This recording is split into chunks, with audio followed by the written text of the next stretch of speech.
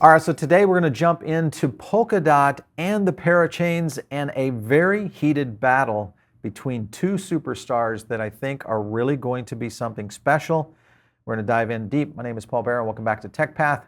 Let's jump into it today. Before we get started, though, I do want to mention our sponsor for today's episode, and that is PrimeXBT. One thing about PrimeXBT, if you are looking for an exchange, they've got a ton of new additional tokens that you'll be able to do in terms of crypto trading pairs. That includes things like Cardano, Polkadot, Solana, Uniswap, Dogecoin, Chainlink, and guess what? They're bringing back XRP also as well. Recently, they have launched a yield accounting program for co-vesting.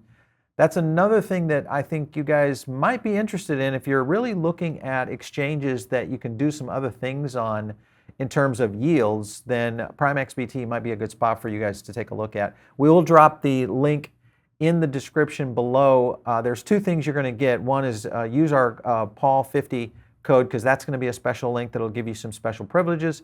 And additionally, we'll drop in their Telegram link if you want to learn a little bit more around co-vesting, how it works. Also use the Paul50 Plus code for that. You'll get a 50% welcome bonus on your first deposit. So that's one of the things you can be watching for over on PrimeXBT.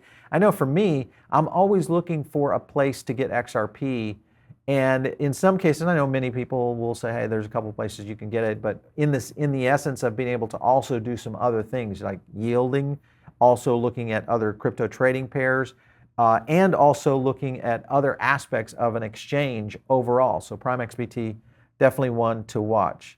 Let's get into it today and kind of move over to our topic, and that, of course, is the Parachain info that is dropping like crazy. Just as you guys have probably seen, the auction on Polkadot and Kusama, their ecosystem.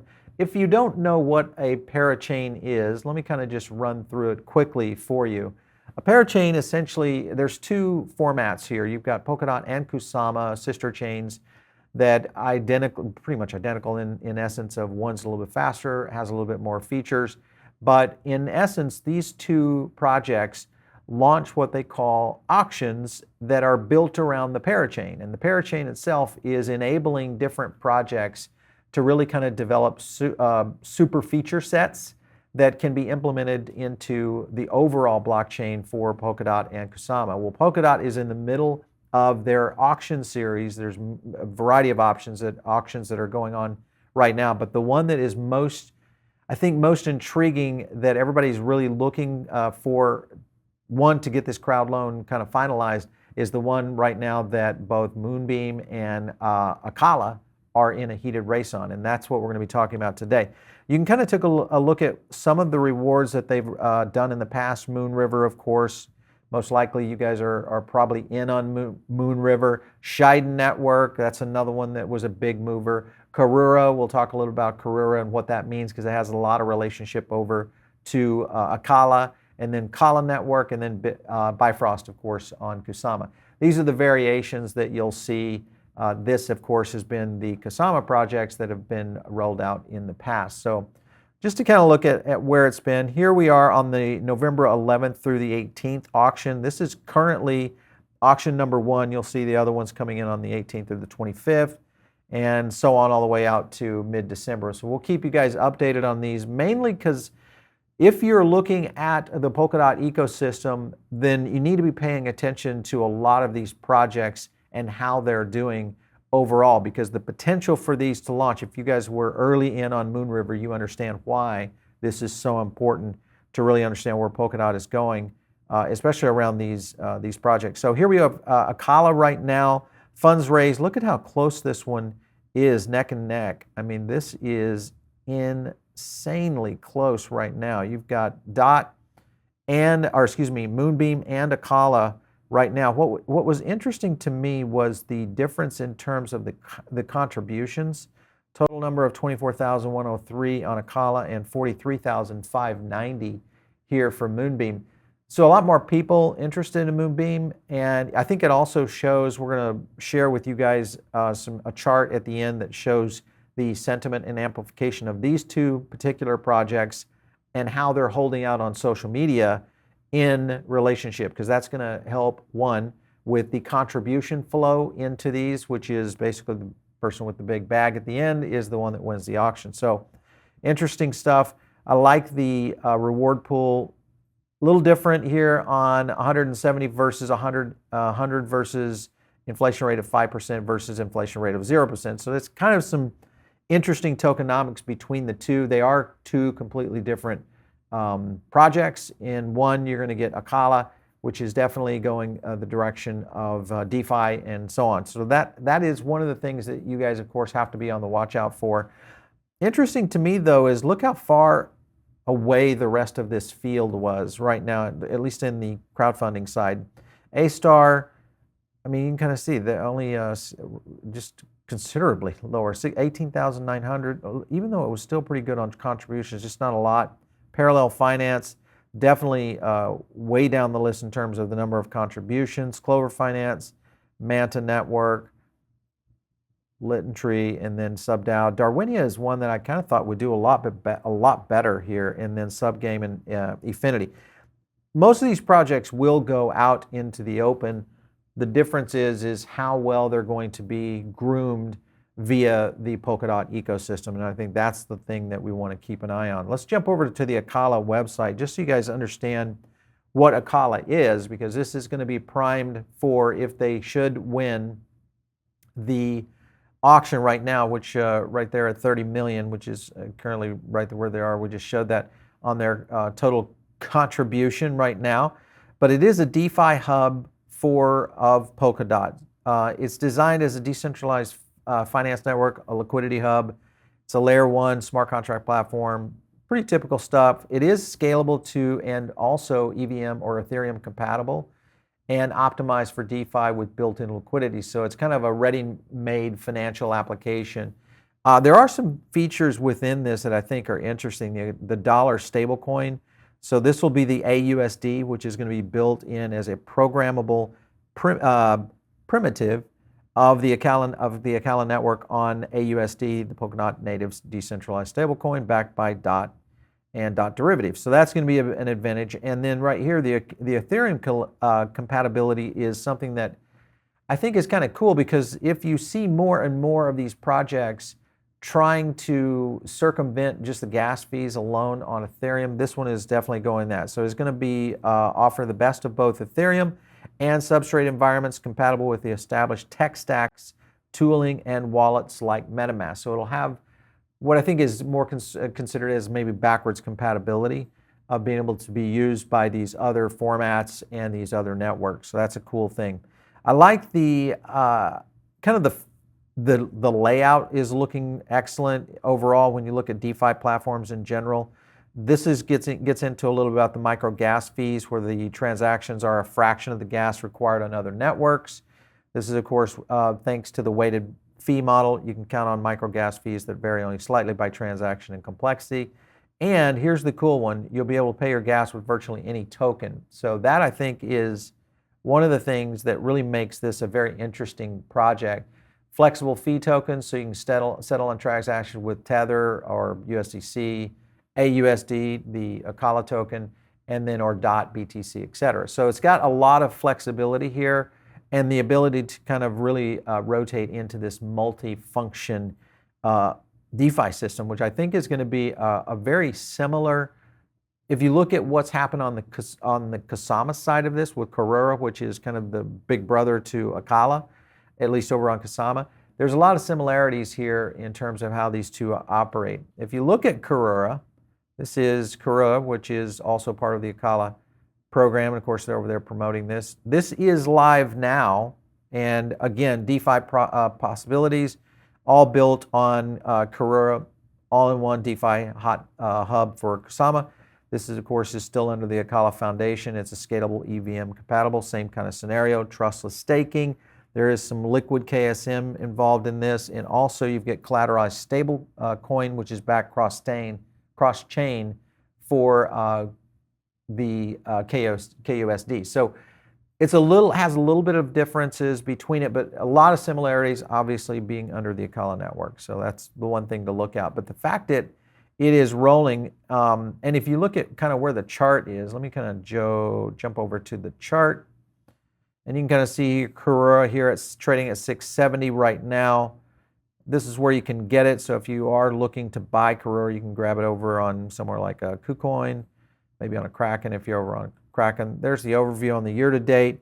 You can kind of see where this token has come from. Actually, it looks like it might be trending down toward a nice little buy, even though we are seeing a little bit of a market correction right now within the majors, which is pulling some of these projects down in all aspects of where crypto is going today.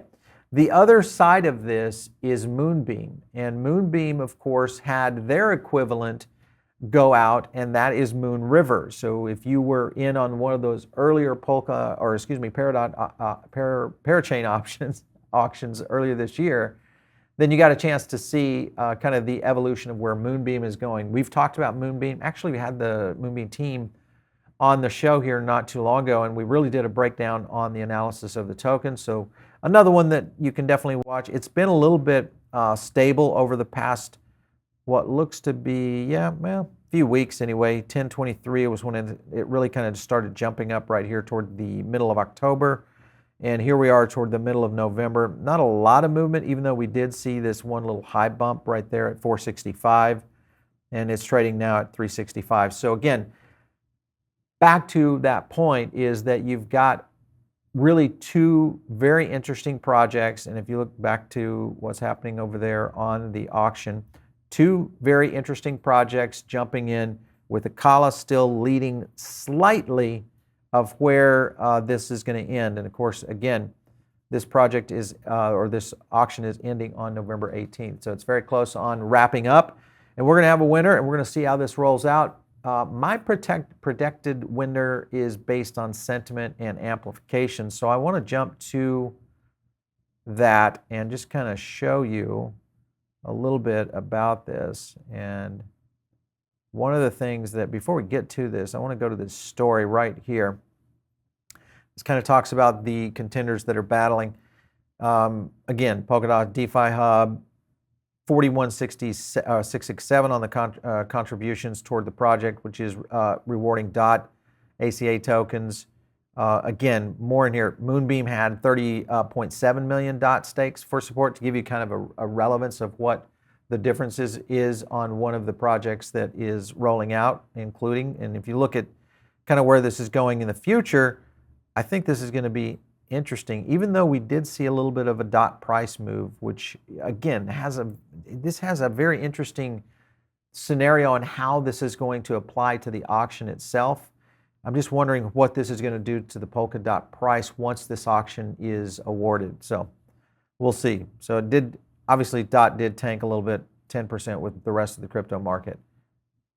All right, so back over to, and I want to jump over to our sentiment real quick just to give you guys an overview of where this one looks like it could go. And this is basically what we did, is we took the same list and instead we pulled the top three out and we looked at sentiment and amplification on these three. Acala, very interesting story here. And it also is very neck and neck, just as it is with the amount of funds raised for the crowd loan. But Acala holding in on sentiment at 76.62. Their AMP is holding at 75.09, which is slightly under. Look at Moonbeam, though. This is the interesting thing. Moonbeam had a lower sentiment score at 75.18, which was just slightly lower. That's big when you look at the potential here of something that's so neck and neck. But what was interesting to me is the amplification on Moonbeam, 76.02. So it actually was higher than their sentiment. And as you guys know, this applies a lot of times to what's happening in charts. When we see a flip of amplification over sentiment, it usually means that the megaphones are out. And you can kind of tell that when you look at the number of contributions made over on Moonbeam versus Acala, quite a bit more.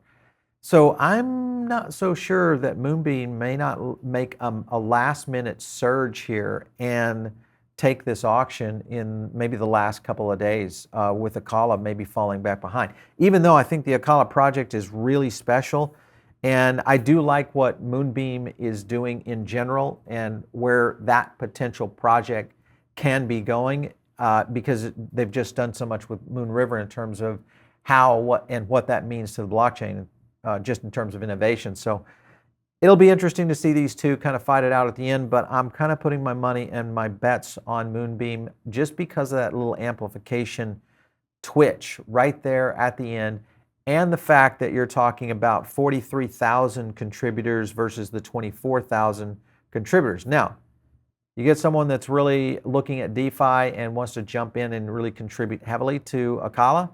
That could change the game quickly if someone like a Semi Whale jumps in there and says, you know, I think this is the project that we would really get behind. So it's going to be interesting to watch.